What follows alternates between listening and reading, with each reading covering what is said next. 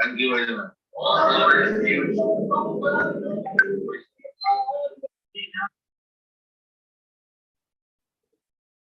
Hare Krishna, dear devotees.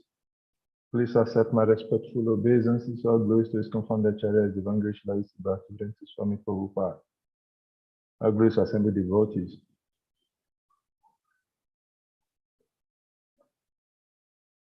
Thank you very much, Matajis, for making it here on time. We're still waiting for Maharaj to come in. I'm sure he should be joining us any moment from now. So in the interim, while we wait for him, I'll play some bhajan. We'll play the Jarada Madhav. So, but since he's not here, I'll play some Prabhupada bhajan. Then we'll wait for Maharaj to come in. Thank you.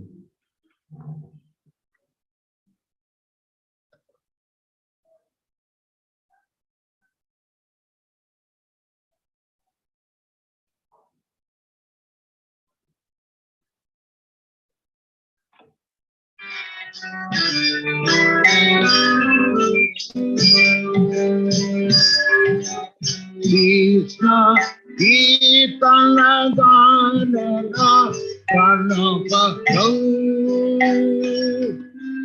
Premamrita Vanidhi Vira Vira Jana Krishna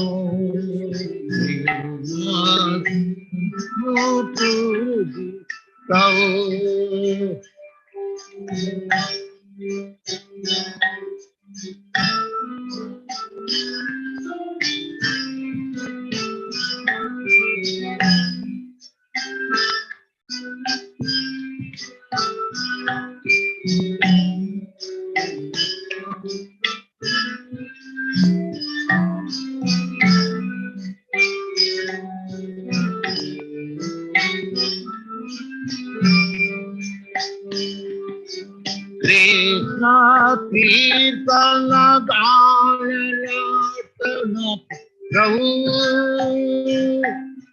Premamritam Bani Dhira Dhira Jana Priya Priya Karo Nimar Padam Pujita Sri Chaitanya Kripa Bharau Bhuvi Bhuva Dhara Taraku Vande Rupa Sanatana Raghujuga Sri Jiva Gopalaka Vande Rupa Sanatana Raghujuga Sri Jiva Gopalaka Krishna Isala Gana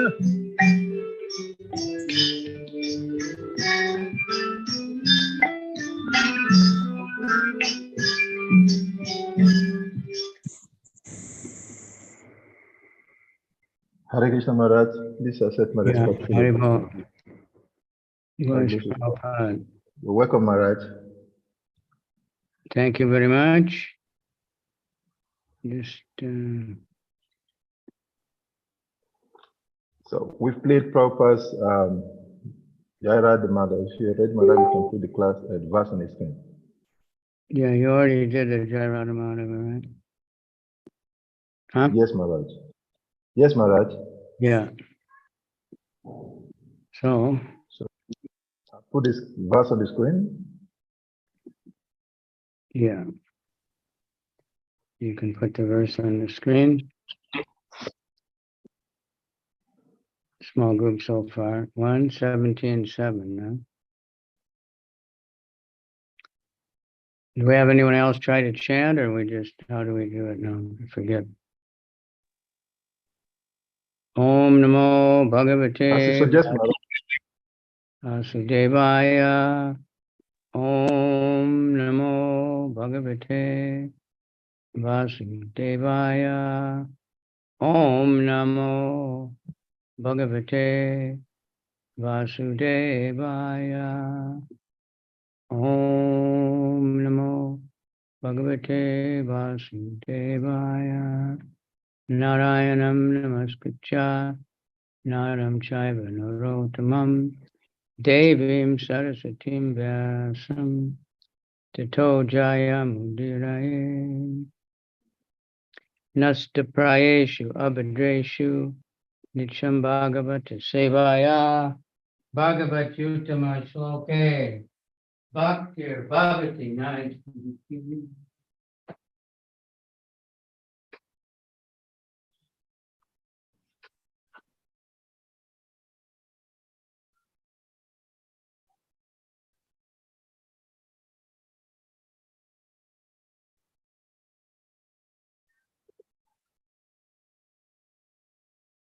Okay. Srimad Bhagavatam, Canto 1, Chapter 17, text number 7.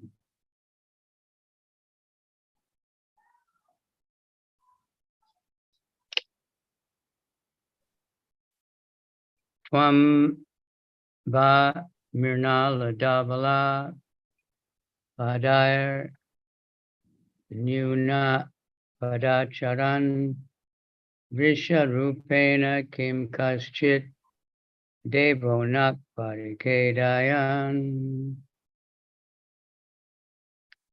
Tam va mirnala davala vadayar naina vadacharan visharupena kim kaschit devo na parikedayan. Tamba mirnala devala vadayar nyuna vadacharan visharupena kim kaschit devo na parikedayan. Anyone else do it, or I leave it? Ram Marina Davala Padai Injuna Padacharaha Vricharupena Kim Kashi Devona Parikidayan.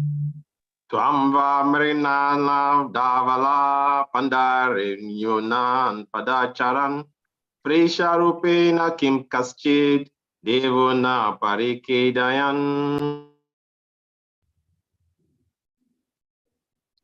Okay, word for word. Twam, Twam you, you va, va either, Aida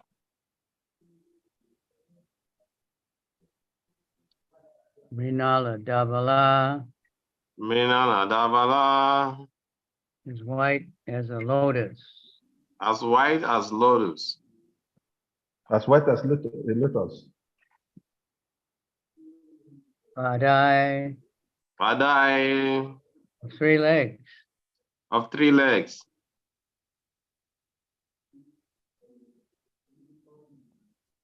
Yuna, Yuna being deprived. being deprived. Pada, Pada on 1 leg. on 1 leg. Charan, Charan moving. moving. Vrisha, Vrisha bull. bull. Rupena, Rupena in the form of. in the form of.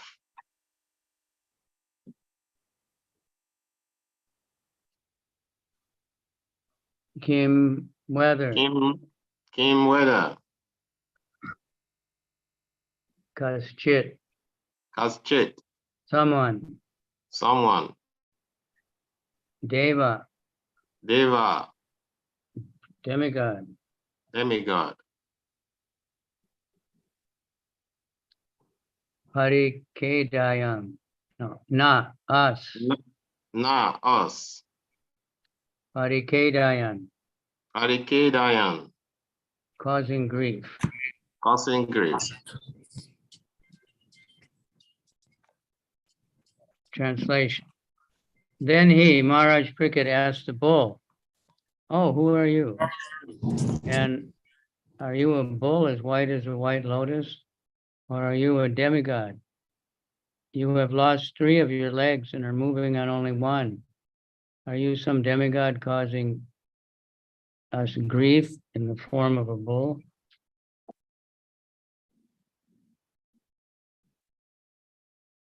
Purport, very short purport. At least up to the time of Maharaj Cricket, no one could imagine the wretched conditions of the cow and the bull. Maharaj Cricket, therefore, was astonished to see such a horrible scene. He inquired whether the bull was not a demigod, assuming such a wretched condition to indicate the future of the cow and bull. Om Agana Timirandasya Gananjana Shalakaya Chaksuramilitan Yena Tasmai Shri Gurave Namaha Shri Chaitanya Manobhistam Stapitam Yena Bhutale Swayam Rupa Kadamayam Dadati Swaha Padantikam Vandeham Shri Guru Shayuta Padakamalam Shri Guru Vaishnavam Scha Shri Rupam Sajagatam Sahagana Raghunathan Vitam Tam Sajivam Sadvaitam. Hare Krishna Maharaj, please kindly unmute yourself back.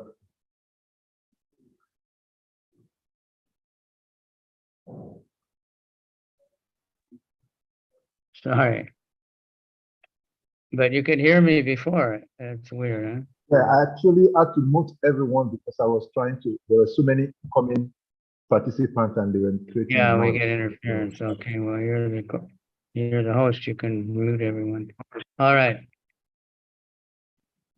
Nama Om Vishnu Padaya Krishna Pristaya Bhutale Srimati Bhakti Vedanta Swaminiti Namane Namaste Saraswati Devi Gauravani Pracharini Nirvisesha Sunyavadi Paschachade Desatarini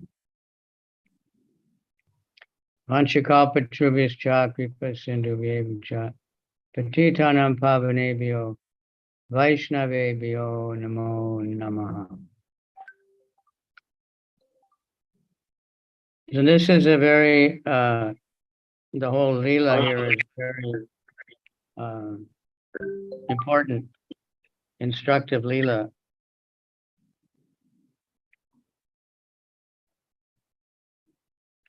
But we're just getting into the beginning of it, so I don't want to give away everything, but and I'd like to do the next verse also. But just starting with this one, this was Maharaj Pariksit about 5,000 years ago. This is right after Krishna left the planet. So there's even statement like in the Bhavishya Purana, and it's predicting. Bhavishya means a prediction, future. And in the future, we'll be doing everything on the internet. That's not in the Bhagavatam, but so that they'll be killing cows. And the sages who heard that, they just thought that's not possible. Cows are, not only cows, they killed wild animals that were dangerous. And a few really low-class people might eat some kind of meat. But killing cows was really unheard of. The cow is very valuable in a proper culture because people drink milk and they make so many products from the milk. Nowadays, people have forgotten all about that. They don't even know how to milk a cow, even if they have one. They think the only value of the cow is to eat the flesh and wear the skin. It's very degraded. Cow is like our mother. We get milk generally in most cultures. And the child is born, he gets milk from the mother for some time. Then he gets milk from the cow. Sometimes from other animals, but mostly from the cow. And the cow dung is the best fertilizer. Now, this is another interesting thing. We have some cows there in Media, and there are people that want to buy that cow dung, for their agriculture, because it's the best thing, and it's completely natural, and it's much better than all these petrochemicals and all the horrible things that they're selling to the people. So I just read, like in India, they have so much cow dung because they have so many cows, and of all animals, cows produce the most dung in proportion to how much they eat. So the American people think, oh, they're really bad animals because so much dung, and they don't know what to do with it. Meanwhile, they're making petrochemical fertilizers, which are ruining the land. India, it's ruining the land. Now in Kuwait, you've heard of Kuwait in the Middle East, they grow dates there.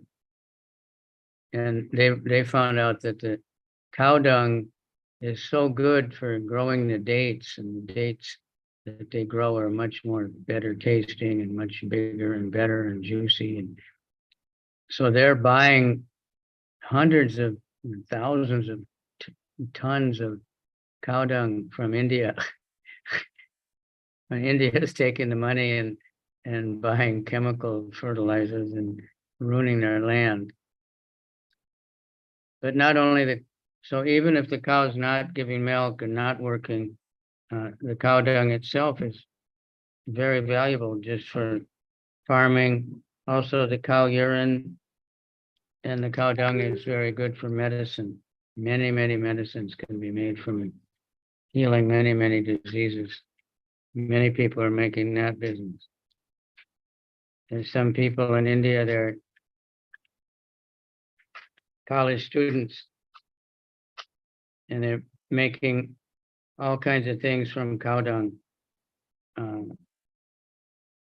Cow dung logs, somehow they dry it out, maybe mix it with some straw, and it burns with the same amount of heat as a wooden log, saves cutting so many trees. And the smell from the burning cow dung is actually medicinal. People are finding out so many things. So just previously everybody knew this, and farming was done like that. But then not only that, but the bull and the bull dung and urine is also good for fertilizer. And when the cow is grazing, their feet cut the land in a certain way, which helps it to become more fertile. But the bull was pulling the plow, and so the bull was very valuable. Now with the tractors, people can't find what's the use of a bull, because they don't understand. But the tractors are not good. The tractors are smashing down the soil and polluting the air, and you have to import fuel and all kinds of hellish things. So anyway, here we're getting the first example. This is the first thing we hear about Kali Yuga. This is the age of Kali, the age of quarrel, the age of cruelty and inconsideration of other people. Many symptoms of the Kali Yuga, which are quite obvious, and I don't think anybody argue, if we tell them about the symptoms of Kali Yuga. They're all quite prominent at the moment.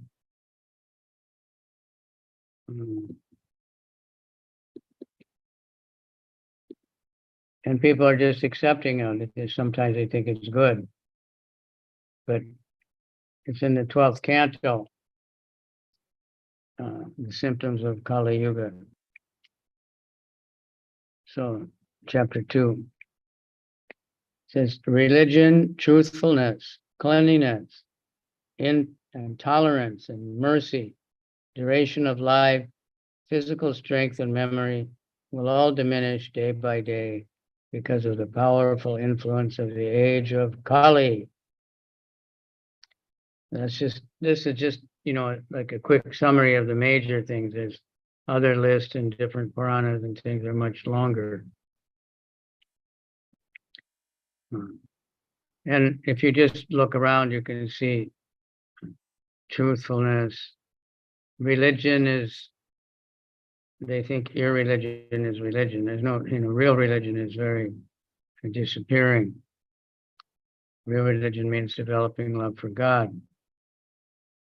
Developing love for God means developing love for everybody.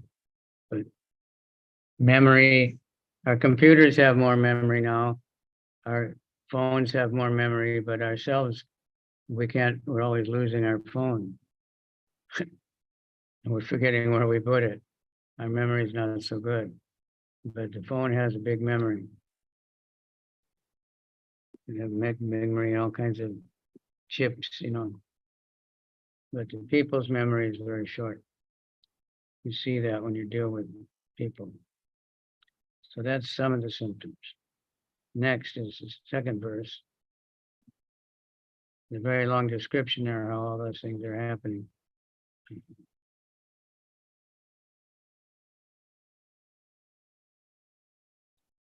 And keep flipping different stuff up.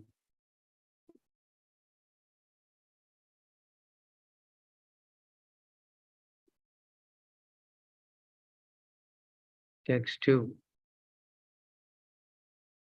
In Kali Yuga, wealth alone will be considered a sign of a man's good birth, proper behavior, and fine qualities. So I think that's quite obvious. Everybody, if somebody's very wealthy, they'll consider him very great. He'll be interviewed all the time by the news people, and they want to make documentaries on his life, and he can give a lot of seminars how to make money.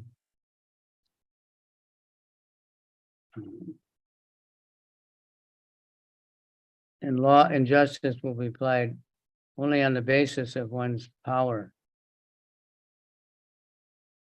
I don't know how your country, I know in America, if someone has a lot of money, they can be arrested for quite serious crimes. And they get off right away because they have a good lawyer. And if a man is, even though they've done big crimes and stole so much money, but a very poor man, he steals something very small and he'll be put into jail for years because he can't afford a lawyer. So justice is, well, of course, we know ultimately it's karma, but this is Kali Yuga. It's, if you have to go to court, you need a lawyer. Lawyers are very expensive.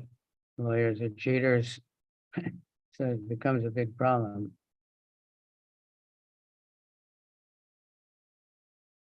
Next. So they really judge people, they like to say who, there's this magazine Forbes or one of those, they're always putting the 50 richest people or something like that. I saw one issue and it was the 50 richest mafia man in America. And they were saying how they make their money, what kind of criminal mafia activities they're doing. But they're considered all right because they make so much money. So this is all predicted. It wasn't like this 5,000 years ago. Even 500 years ago wasn't so bad.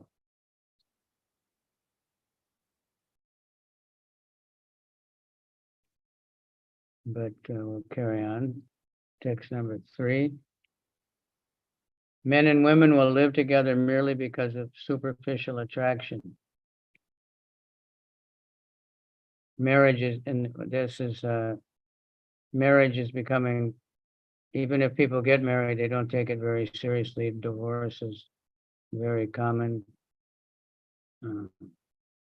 And many nowadays in Europe and America, and we just heard this morning, it's happening a lot in India. They just live together, and when they get tired of each other, they just quit living together.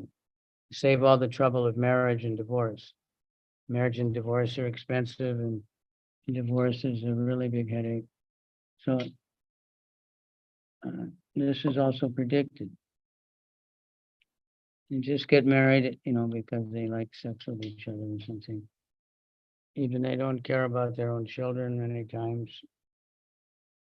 Men are beating their wives, saying, well, I'm taking care of you, I pay for your food, I have every right, I can do whatever I want.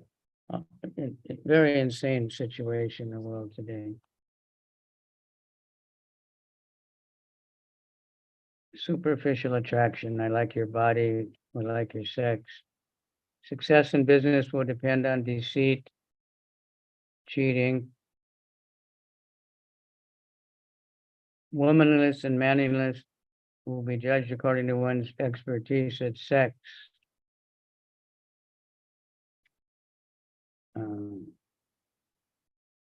In my life, I've seen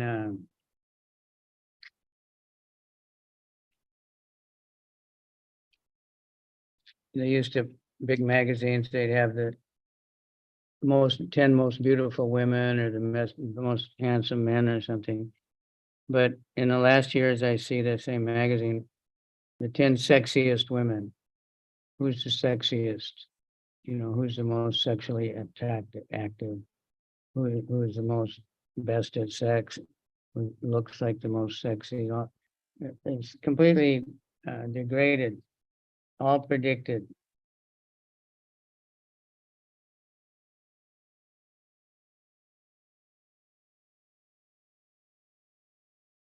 And a man will be known as a Brahmana just by wearing a thread. That's the symbol of a Brahmin. So, of course, we're talking about India and other countries. You can dress up like a priest, I guess, and be known as a priest. You can just say, I'm a priest. You can get a priest license online for a few dollars, So then you can perform marriages and funerals. And in India, because they're born in a so-called family of Brahmanas, they have Brahmana name. So no matter how they live, no matter how degraded, they'll still be called Brahmin. It's a very terrible thing. And the person's spiritual position will be ascertained according to external symbols, like we just said.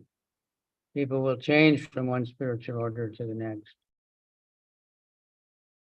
And a person's propriety will be seriously questioned if he does not earn a good living. If he's poor, then they'll think, well, he mustn't be stupid, he must be useless. If he's very rich, no matter he's rich by cheating and, corruption in government or whatever, people will look up to him. They'll want to imitate. A man who's very clever at juggling words will be considered a learning scholar. We've seen that so much. So many people, they can just talk and talk and talk. And the words are just like jugglers, throwing the balls or the fire or whatever. It's fascinating, but there's no meaning to it. But they'll be considered very learning because they can babble off so many things. Text 5. A person will be judged unholy if he does not have money, and hypocrisy will be accepted as virtue. Marriage will be arranged simply by verbal agreement, and a person will think he's fit to appear in public if he just has a bath. So this marriage thing I mentioned before, and that's definitely going on.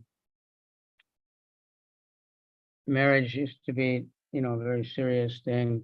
Many vows, and many people took the vows seriously. I don't know how in America the vow used to be, I accept this person as my wife or life, or my husband, and in happiness and distress and sickness and health and rich in success and failure and all conditions, until death do us part. We'll never break up, but it's not like that anymore. They don't even take vows. If the man gets sick and can't work, then you leave him.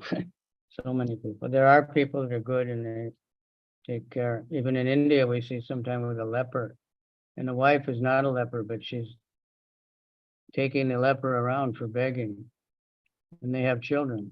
The children are normal. So dedicated wife. So there are still such people. But so next verse. The sacred place will be taken to consist of no more than a reservoir of water located far away. The beauty will be thought to depend on one's hairstyle. When Prabhupada first said that, I was in America, and the hippies and men were growing long hair, and Prabhupada said, think it'll be judged by long hair, but by the hairstyle. I think that there's no question in Africa about that, right? So many beauty shops with so many different haircuts and wigs. But that's all over the world. I saw in one shopping mall in America, they had the beauty shop, they had a booth, and you would sit in there, and then your face was in the camera like a mirror, and it would put different hairstyles on you, and then like had 1,000 different hairstyles or something, and you could test them all out to decide which one you wanted. Then they would cut your hair that way, or they would give you a wig. So, and that's a beauty shop. It's just hair cutting, hair coloring. Even in America and Europe, Japan, even in India, especially in America and Europe and Japan, you go in a so-called pharmacy, and all the first stuff is all shampoo and cosmetics and hair coloring and hair straightening and hair curling and hair this and hair that. So, and the Bhagavatam is predicting that interesting, that 5,000 years ago, that this was written, and it's all true. Filling the belly will become the goal of life every day if you can eat good. One who is audacious will be accepted as truthful. Audacious just means he'll say anything, he's not afraid of anyone. One who can maintain a family will be considered expert. That's why many people now, many men in America, they're still living with their mother when they're 40 years old. They say they can't get married because they couldn't afford it, even though they're working. They couldn't afford to maintain a wife and children. Principles of religion will be only for the sake of reputation, just to show, like SRIMAD Bhagavad Gita says, yajante nama yagnaste. I'll do some yagya, I'll do some sacrifice, in name only, make a big show. Next, as the earth becomes crowded with corrupt population, whoever among any of the social orders shows himself to be the strongest will get political power. Okay, no question. I think anyone want to question that? Everybody knows it's anywhere in the world also. Everyone thinks it's only in my country, but it's everywhere.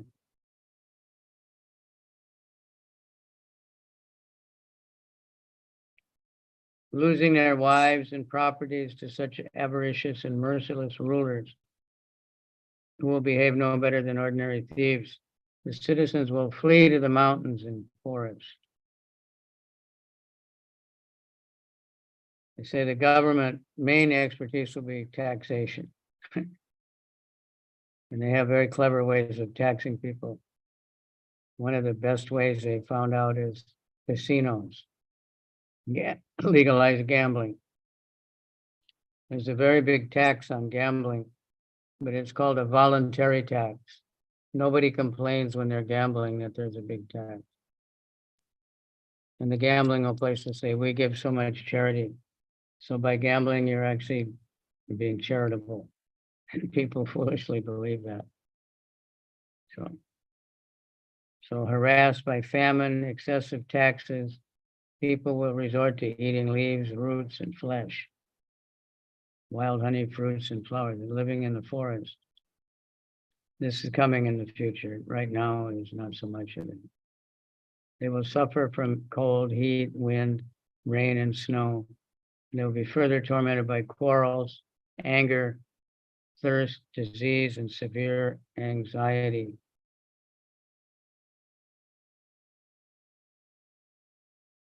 That's in America, depression and stress is, now they say that loneliness and stress is the biggest health problem, and this mental loneliness and stress from so much being expected from them and unable to, fit the mold, and depression. I read one thing and they said in Nigeria, there's not so much depression because people never heard of it. In the so-called advanced countries, they talk about it all the time and advertise it on television. So people start getting depressed, So we want to advertise Krishna. We want people to hear about Krishna more and more. So they won't be distressed so much anymore. You can be happy. Later on in Kali Yuga, people might live only 50 years. everything becomes smaller and smaller in size. Finally, Krishna comes as a Kalki avatar and kills everybody, except there are good people hiding in the forest.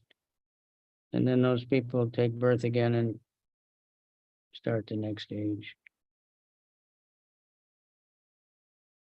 So everywhere we see the cow as being mistreated, killed,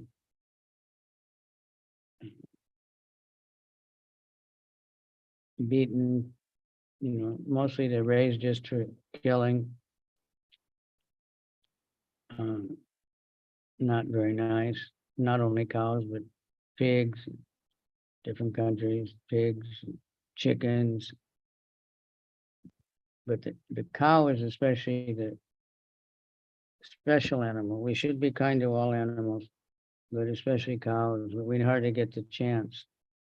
I heard even the Fulani, they're getting pushed out of the cities are growing or something, and the Fulani are being pushed out. They're not, there's some kind of tribe in East Africa too that keeps cows traditionally. They're getting pushed out. There's not enough land anymore, and they're telling them forget the cows, and sell them for food. And they don't eat the cows ever, they just take the milk. So these things are happening everywhere. So we have and people are being mistreated. Abortion is a common thing, killing the babies even, so-called domestic violence, men beating their wives, people beating their children. This is all due to the influence of the Kali Yuga, when people are controlled by lust, greed, and anger. So we have to conquer lust. Lust means I want this, I want it, and I'll do anything to get it. And I don't care how many people suffer along the way. That is the first thing that creates all the other anger, greed, envy. It all comes out from lust. So Krishna says, let's get rid of the lust first.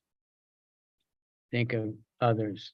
Love means if you love someone, you only want to give them pleasure, no matter if it causes you trouble, if it's difficult for you, like a mother taking care of a baby.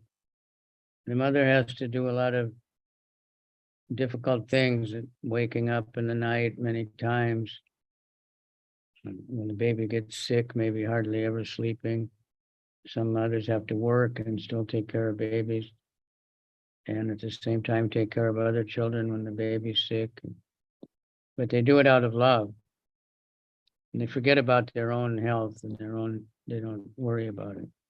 So this is love.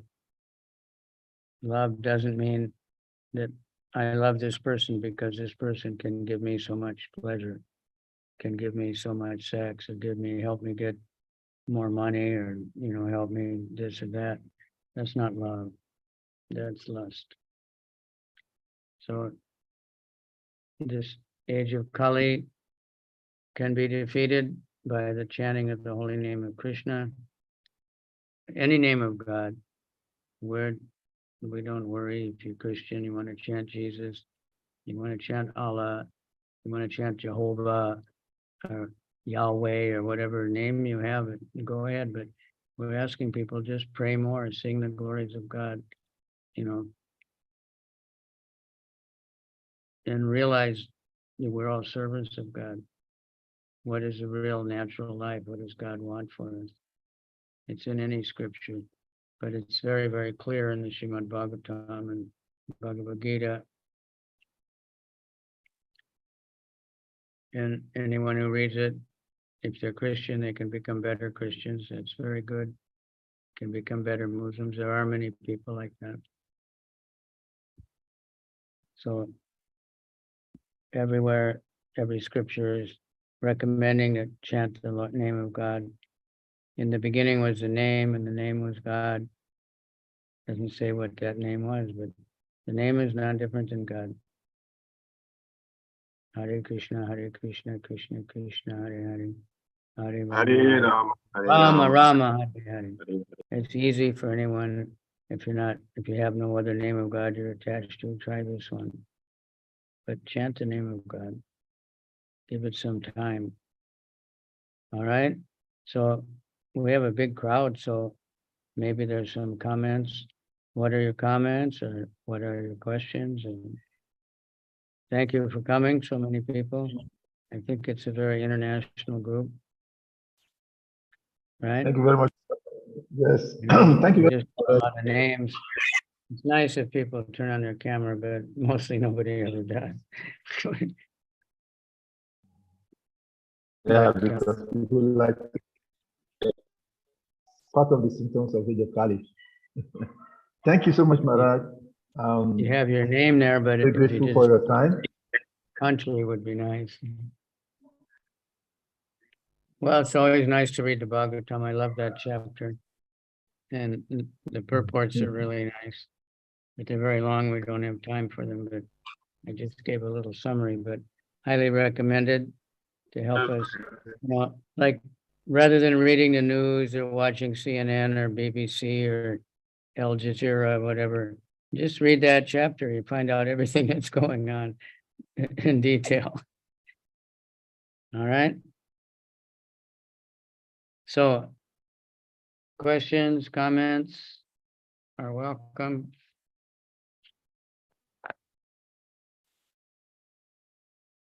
Hare Krishna.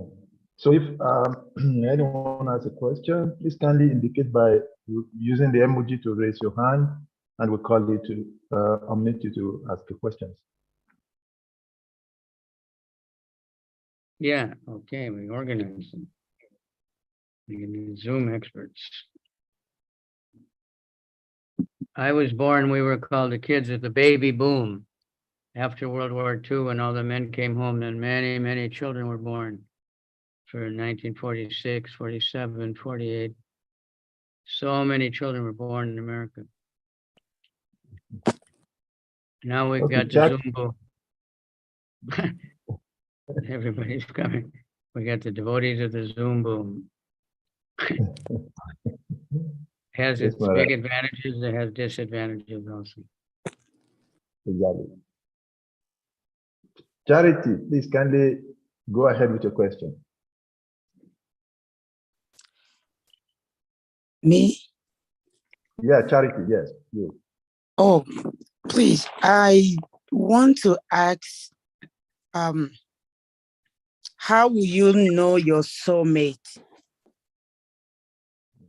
If you want to get married or going out with someone, getting to married, how will you know this person is your soulmate? Well, you have to get to know them, which means you have to discuss seriously many things. You know, what is their idea about the future? What is their idea about families? What is their idea about lifestyle? So you make sure you're compatible. Not just very quickly just deciding, okay, this is a good looking girl and let's get married. The sex is good. That's unfortunately what happens too much today. So you have to work at it. Okay. Previously, families were involved and they knew that the children, they knew each other. And so there's many, like now, there's many ways. By astrology is one way, you get some idea, but ultimately you have to know each other. Also, you have to, Okay. So Thank you. Yeah, it's not like there's actually a soulmate, but at least somebody for this lifetime that you have similar values in life and plans for the future, agree with each other. Sometimes people get married and they find out that they have a completely different idea about how family life should be. They didn't know that before they got married, then there's trouble. So you have to discuss. It will be very difficult to find out. Okay, it's a good question. because marriage is, almost everybody gets married. And there's too many marriages now that don't last. Okay. Of course, there's no absolute guarantee, but, we should try to as much as possible. Okay. All right. Thank you. Very popular song when I was a kid called Shop Around. It became #1 all over the world, like really quick, but he was singing. My mother told me, you're getting older and the girls are going to come around. Don't be fooled by the very first one now. Pretty girls are a dime a dozen. Shop around, be careful. I mean, that's just something parents always told their kids. And, oh, no, I know, we're fine, we're in love. It happens in America. People say, finally my daughter got married. Finally I can relax. And then 2 years later, the daughter comes home with the baby and says, I'm divorced now and you have to take care of my baby while I go out and try to find a job. And, these things happen in America so much. So you have to be careful. All right. Shop around. Arishaka, Thank you. please, can you? Arishaka, unmute and then ask a question. Thank you, Maharaj. Hare Krishna, Maharaj, please accept my obeisances. Okay. My question is it's a follow-up of the question the lady just asked. My question is, usually we understand, like in regular life, a lot of people understand when they are having some lusty desire towards a man or a woman, then they say, oh, he loves me so much, or she loves me so much. So Maharaj, can you please explain a little bit about what real love means? Okay, well, that's a big issue.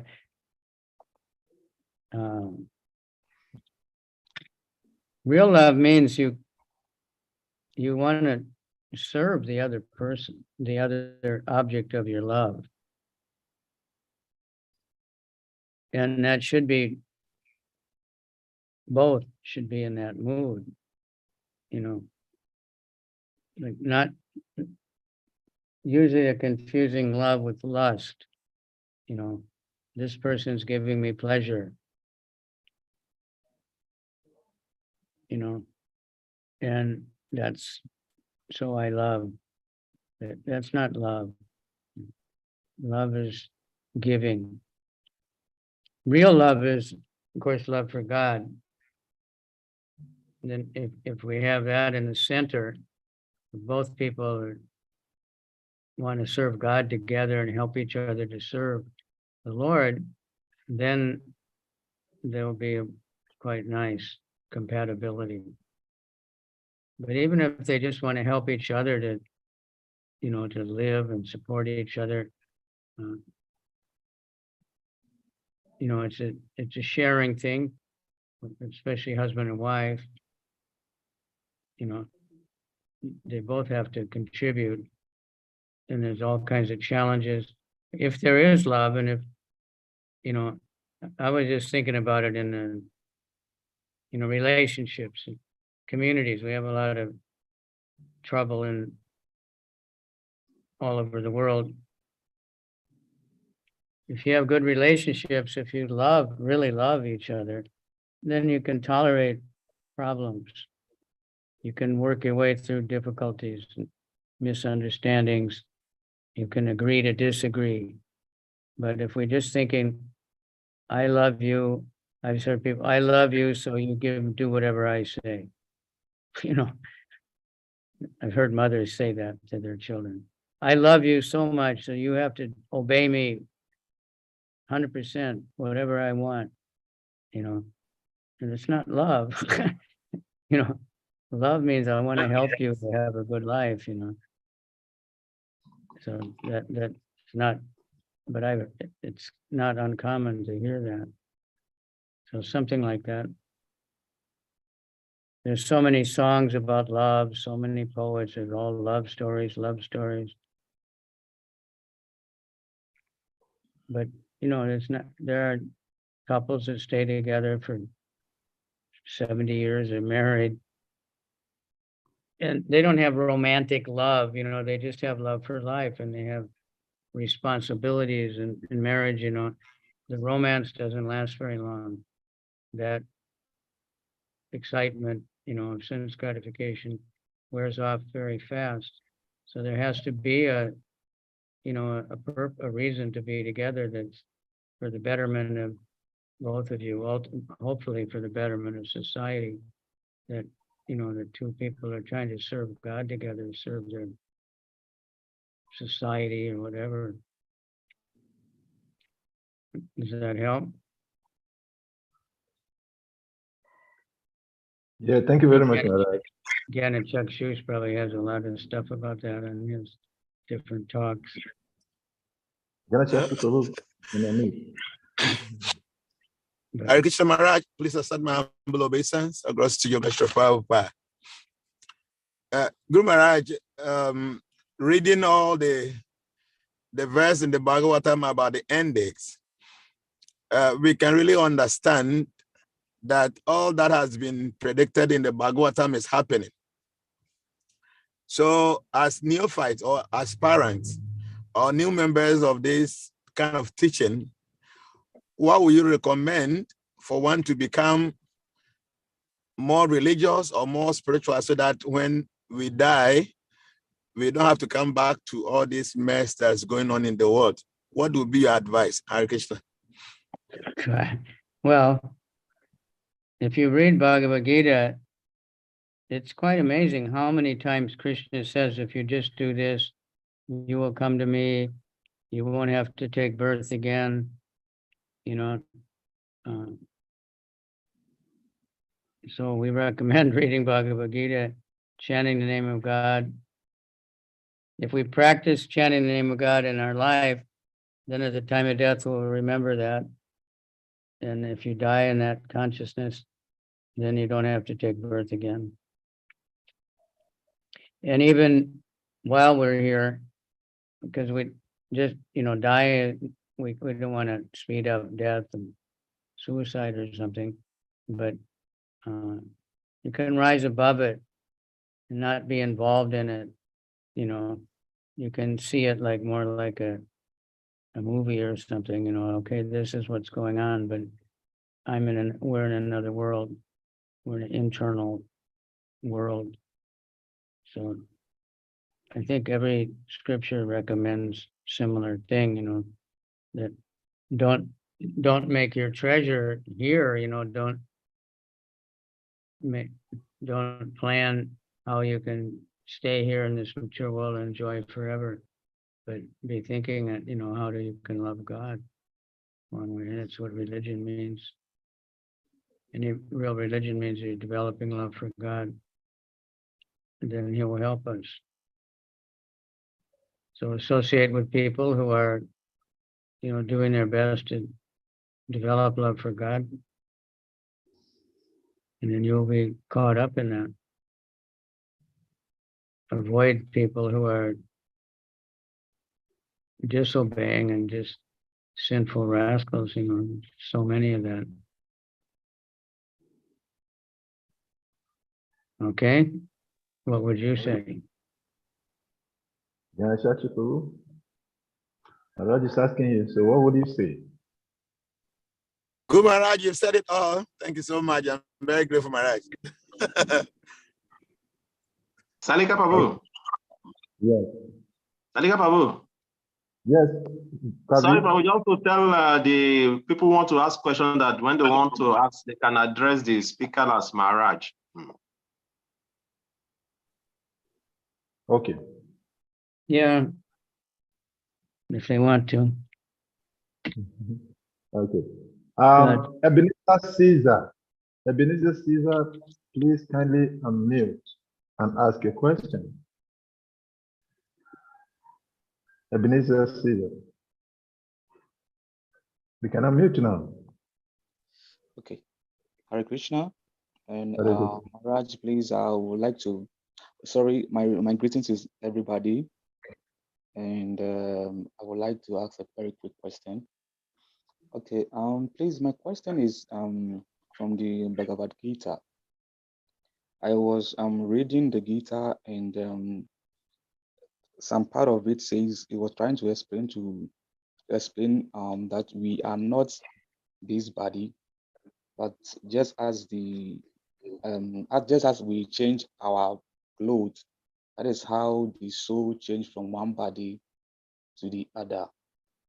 And then so I was trying to do some few analysis, asking some questions like how can one change the clothes? Maybe when your clothes are old, you decide to buy a new clothes, or maybe when you are growing from maybe from infancy to adulthood or to your teenage, you change your clothes.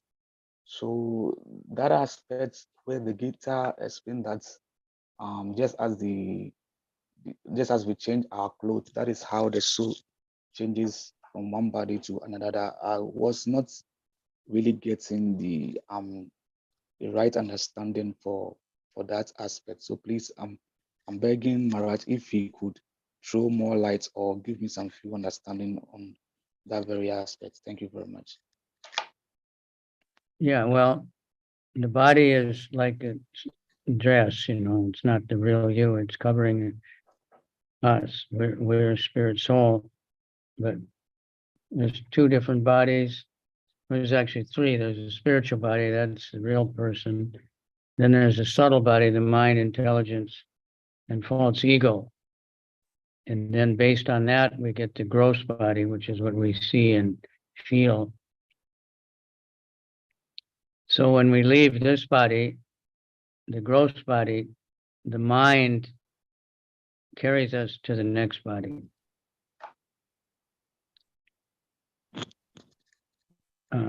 Just like if you go get some new clothes because you have some idea that these clothes will make you more attractive or help you get a job or attract the women or whatever reason, you like these particular, then you get those clothes, you get that car, you leave your old car and you get this new one, you choose which one will satisfy you. So according to our mind, how we want to try to enjoy, we get a body that's suitable for that mentality that we have, which is carried by the super soul, of course, takes care of it. But the mind, it's based on how we're thinking, what kind of false ego we have. So it's subtle, it's not exactly like, but we can only give examples of things we can perceive, but it's something like that. For the self-realized soul, if you just want to serve the Lord, then you get a spiritual body. Well, you can serve much better, or you'll be born in a situation where everything is much more suitable for serving. If you just want to fight and quarrel all the time, you might get a body of a goat or something. Right? There's all kinds of entities like that.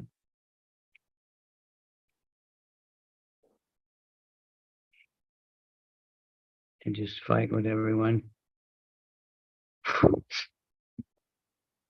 All right. All right, sir. So, and then if you read the Bhagavad Gita more and more, you'll understand.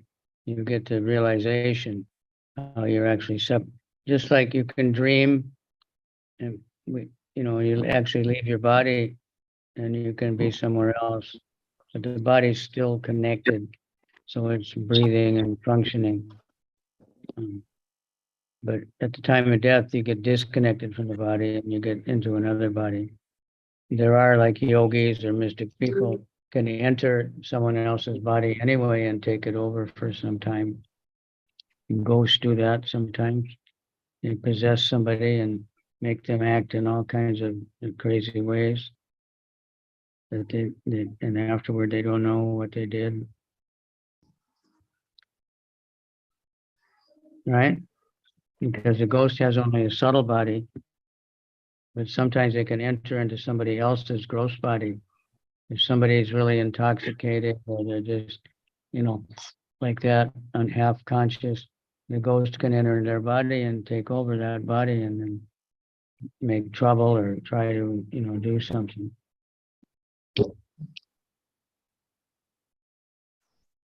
Right? That's how it works. But you don't get it when you leave this body. You won't get a full-grown body somewhere. You have to enter into the egg or the semen, you know, the seed or whatever to get a tree body or a bird body or a fish body or human body. Somehow that soul has to enter into the woman, to the female, so it can develop into a big body.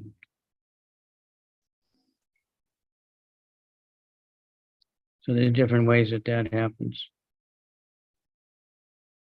It's very subtle, but way beyond modern science or anything. But it's simple. Just think about it. You see it happening all the time. You probably do it in school also. When I was in school, I don't know, you know, early school, we'd get a caterpillar and keep it in a jar. And then gradually that caterpillar makes a cocoon and eventually you get a butterfly. It just changes bodies right in front of you. The caterpillar body dies and somehow it has its desire and it gets a butterfly body. There's an example right there. Everybody's seen it, but they don't explain that aspect when they just say it's evolution or something. But it's actually changing bodies completely. The soul changed bodies, a whole new body grew different.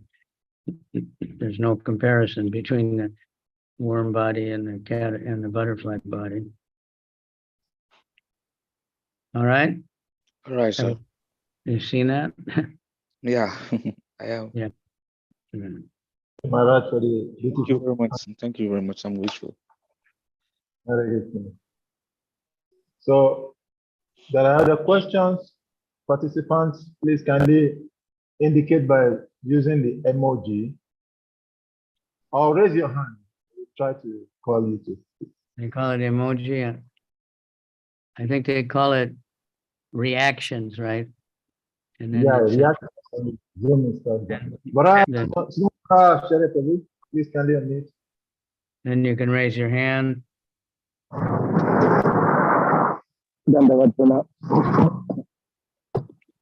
My respected businesses, Maharaj, all glory to Prabhupada, all glory to all the devotees.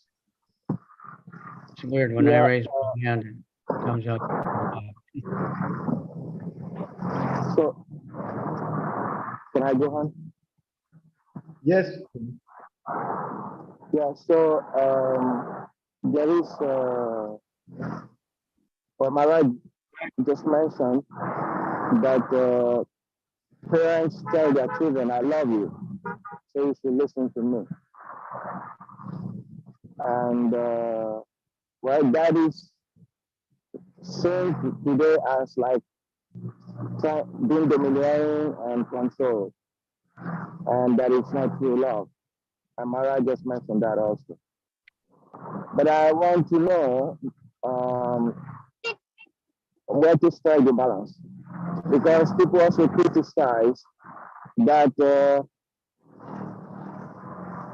parents, in the name of encouraging self-esteem in their children, give them so much leeway that they become perverted. And they grow up without knowing the right from wrong because they do not want to disturb their self-esteem or self-love. So parents give the children a lot of leeway. And that is also become a big problem in modern society today, as children are becoming averse to discipline. So please, can we know how to strike the balance between parents trying to show their love by making children obedient and giving too much leeway in the name of encouraging self-esteem or self-love? Yeah, if they really love, they want to teach the children, but teaching requires patience and tolerance and, love. Then you can chastise also if you really do it with love, that you're trying to help someone. I'm just saying that sometimes they just get angry and say, I love you so much, so therefore you owe me everything. That's not going to teach a child. A child's going to act like that, which will be very unpleasant in society. If he acts like that outside, then he'll get married and treat his wife like that. So, but if you're really loving, then you tolerate and you teach them. Of course, the main teaching is by example. Children imitate their parents, so they learn, how to talk. If the parents talk in an angry way, in a bossy way, then they're going to do that also. Even though the parents tell them they shouldn't do that, but they're going to act like their parents. So any teacher, we have to be an example that something that's favorable. And then when we're teaching it, to be very tolerant and loving and explaining, why you want to act like this, or what will be the good reactions for doing good things. Too much we talk about the negative reactions. Don't do this, don't do that, don't do this, don't do that. But better we teach them, good things to do. Then they won't do bad things, they'll be busy. So rather than chastising a child every time you do something you don't like, compliment him whenever he does something good, and then he'll do more and more good things. That's simple. All right. So, Thank you, Maharaj. yeah. Because home life has to be very good, because outside life, like we just read about in Kali Yuga, it's all going on. It's really, even when Prabhupada got to America, he wrote, I don't know why you sent me to such a horrible place. Now, most people from India would have thought this is a wonderful place. They have so many bars and restaurants and meat and, can enjoy like anything. Prabhupada thought it was a horrible place. But, he tried to, and it worked, tried to spread the message of SRIMAD BHAGAVATAM. And showed himself as being completely aloof from it.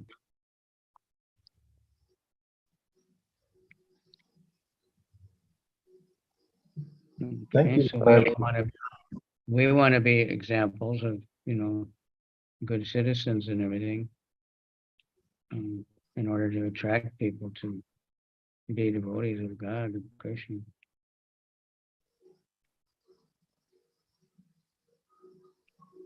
There are too many preachers that say, do what I do, do what I say, but don't do what I do,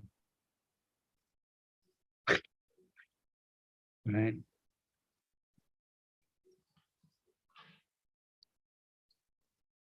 All right. Thank you. Thank you. So any other question? Achempong, I think earlier in the class you were raising your hand when Maharaj was speaking. Do you want to still ask? You want to ask a question? Achempong. I don't know whether I could pronounce your name properly, but I noticed you raised your hand. Achempong, or whichever. Correct me if I pronounce wrongly.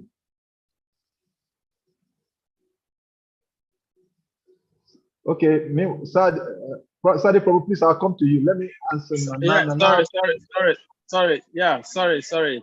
It was a mistake. So I'll raise my hand when I'm ready. Sorry. This is a mistake. It's okay, no problem. You're welcome. It's allowed. Okay, Nana also raised his hand now. Nana, are you intending to ask a question, or was it also a mistake? Nana. Okay. Meanwhile, since Nana has put down his hand, Sadi, you can go ahead with your question. Then we'll come to you, Achia. Hare Krishna, thank you, Salika Prabhu. Thank you, Maharaj, for being here with us tonight, your time. I have a question, and not directly from me, but from somebody who is asking me to ask this question on his behalf. And the question is, if you're 13-year-old, I guess that's a boy, a 13-year-old boy have a girlfriend, how do you talk well with your child? Says it's been going on for a while and I want the best way to handle the situation. So this person has a 13-year-old boy who has some sort of a girlfriend, and he wants to find out from you the right approach to addressing the situation to his son. Well, you have to be patient, tolerant, loving, because then people will reciprocate in the same way. So we don't know what the situation is. This is a common thing now in Kali Yuga, so because that's the way society is. So it's hard to say exactly, but there's basic principles are there. We can't just say, don't do this, what are you doing, this is wrong, and don't do this, don't do that. That'll just create like something else, but just be their friend. And find out what the real situation is and try to, explain life. Right? Something like that. Thank you very much, Maharaj. That's So just the basic principle for whatever we're trying to do.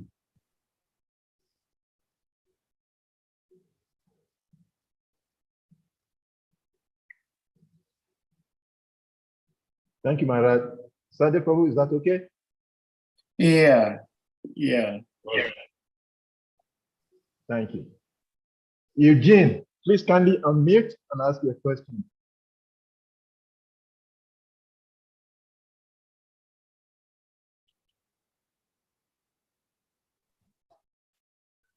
Hare Krishna, please, I'm called Eugene, speaking from South Africa. By the help of transformation by our master Dadijan, we have been learning a lot. Hare Krishna, Maharaj. Please, my question is, with the teachings that we have been learning from our master about karma, of late now it's easily like everything we used to say, let it go, let it go. Now, when we are even dealing with people that are doing business, we are doing business with them, small agreements, we just say, let it go because of what we've learned. And that I don't know, is it good for us to just leave everything easily because of our karma? So we say now we don't want any bad thing in our life. So it's a small thing that you, even in terms of agreement with money or in terms of agreement with work, everything we say we should let it go because we need a better life in our next karma, or we need to go back to God. So because of that, we just living everything easily. So I'm asking, Maharaj, like, is it good, or we should sometimes try and then fight for ourselves and then fight for the things that we need in life? Thank you, Hare Krishna. Beautiful question. Thank you. Tough one, because everything is case by case, We don't want to just let everybody trample over us. So you need to stand up for your right. But when we say fight, some people think fighting means you get into big arguments, and that's not a good idea. So I don't know exactly, but we need to find a balance in everything. We can't just let everything go all of a sudden. We have to take care of our responsibilities that we have in this body and society.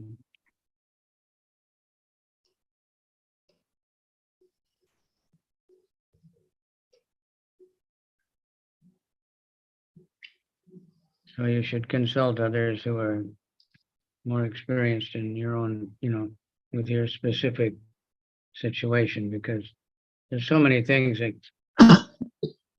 if someone has a job, there's so much politics in the company, and if we're in a group, even a spiritual group, there'll be all kinds of stupid conflicts and in a marriage. So we have to try to rise above it.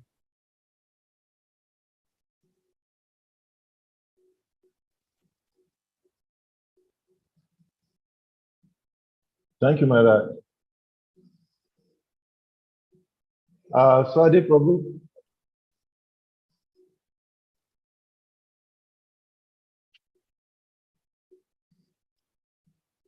Hare Krishna, thank you, Salika Prabhu. And again, thank you, Maharaj. I have a question here. I guess it might also be helpful to lots of the new devotees we have here. But my question has to do with, we read how Maharaj Parikshit was very much concerned about every single individual in his kingdom, whether it's a human being, it's an animal, it's a plant. He was concerned about everything in his kingdom. And again, we read when Maharaj Yudhishthira was trying to find out from Arjuna what was going on in Dwaraka when Arjuna was away for 7 months. Maharaj Yudhishthira, even though he knew that Krishna is the Supreme Personality of Godhead, yet he was asking of his well-being. So my question is, how do we as practitioners also try to care for the well-being of the spiritual master, and at the same time understand that the spiritual master is not an ordinary person? I don't know if you get my question. In other words, we should be able to feel the material needs or the well-being of the spiritual master, and at the same time to understand that the spiritual master is not an ordinary person. How do we thread on both paths without overlooking the other? Hare Krishna. Follow the regulated principles, chant 16 rounds, read the Bhagavad Gita regularly, pray to Krishna for help. Ultimately, there's no like exact technique. Whatever we do, we have to have mercy. Mercy is error. We have to take it. We have to pray to Krishna, that we can understand these things.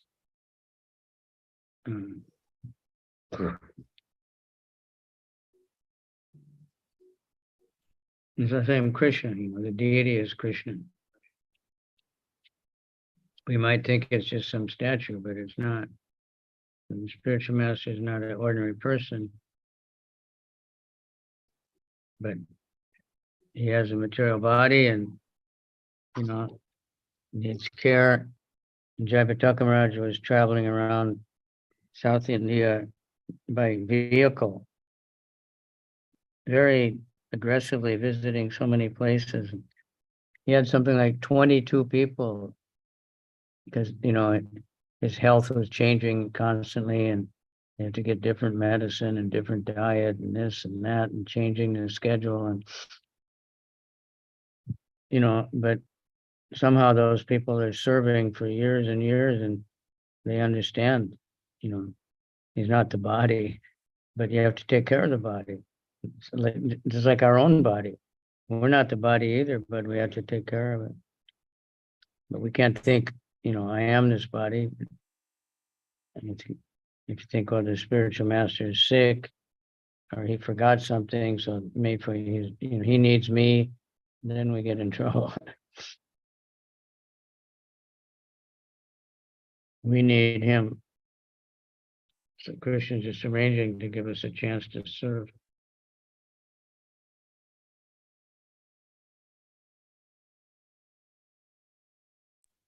Thank you so much, Maharaj, for the answer. I think it helps, and I hope everybody here listened to you keenly, because when I was really little, I don't mean spiritual master, but all living entities. Everyone's a spirit soul. Yeah, but when I was very little, I used to think that pregnant women didn't need to eat because their belly was already full. So some of us in our very neophyte stages in spiritual life sometimes also think that he is the spiritual master, he is the guru, he doesn't need anything. But we understand, like you said, the spiritual master has material body, even though it's not material, but there are certain needs, requirements for the material body that needs to be met. And so those things need to be taken care of. And at the same time, not having to make the mistake that because I am doing this, doing that for the spiritual master, I am on the same level with the spiritual master. So thank you for the explanation. Because he's just giving us a chance to serve. Yes. Develop, spiritual understanding. Hare Krishna. Thank you very much, Sadi, for the beautiful question. Thank you, Maharaj, for the answer. Are there any other question or comments? Time has moved on, so very late. Yes, I think we should allow Guru Maharaj to leave because he asked us to move it forward because of the timing. Yeah. I think it's okay. So thank you very much, Maharaj. Thank you all very much. And let's chant a few minutes. Hare Krishna. Hare Krishna. Hare Krishna. Krishna. Hare Krishna. Hare Krishna. Krishna. Hare. Krishna Krishna. Hare Hare. Rama. Hare Rama. Rama Rama. Hare Hare. Hare Krishna. Hare Krishna.